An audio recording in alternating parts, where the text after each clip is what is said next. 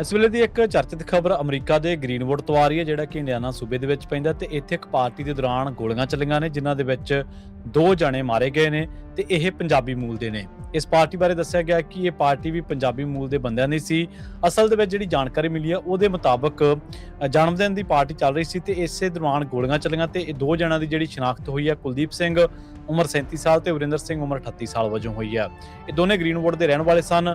ਗ੍ਰੀਨਵੁੱਡ police department ਦੇ ਮੁਤਾਬਕ 10 ਜਨਵਰੀ ਨੂੰ ਰਾਤ ਨੂੰ ਕਰੀਬ 1:30 ਵਜੇ ਪੁਲਿਸ ਅਧਿਕਾਰੀਆਂ ਨੂੰ ਸਾਊਥ ਹਨੀ ਕ੍ਰੀਕ ਰੋਡ ਦੇ ਉੱਤੋਂ ਕਾਉਂਟੀ ਰੋਡ 700 ਨਾਰਥ ਦੇ ਨੇੜੇ ਇੱਕ ਘਰ ਦੇ ਵਿੱਚ ਗੋਲੀ ਚੱਲਣ ਦੀ ਜਾਣਕਾਰੀ ਮਿਲੀ ਸੀ ਤੇ ਉਸ ਤੋਂ ਬਾਅਦ ਜਦੋਂ ਪੁਲਿਸ ਮੌਕੇ ਤੇ ਪਹੁੰਚੀ ਤਾਂ ਉੱਥੇ 4 ਲੋਕ ਗੋਲੀਆਂ ਲੱਗਣ ਕਰਕੇ ਜ਼ਖਮੀ ਵੀ ਸੀਗੇ, ਜਿਨ੍ਹਾਂ ਦੇ ਵਿੱਚੋਂ ਇੱਕ ਦੀ ਉਮਰ 23 ਸਾਲ ਵੀ ਦੱਸੀ ਗਈ ਹੈ। ਪੁਲਿਸ ਦੇ ਮੁਤਾਬਕ ਇੱਕ ਬੰਦਾ ਮੌਕੇ ਤੇ ਹੀ ਮ੍ਰਿਤਕ ਐਲਾਨ ਦਿੱਤਾ ਗਿਆ ਸੀ। ਪੁਲਿਸ ਜਾਂਚ ਦੇ ਵਿੱਚ ਇਹ ਗੱਲ ਸਾਹਮਣੇ ਆਈ ਕਿ ਘਰ ਦੇ ਵਿੱਚ ਇੱਕ ਵੱਡੀ ਜਨਮ ਦਿਨ ਦੀ ਪਾਰਟੀ ਸੀਗੀ।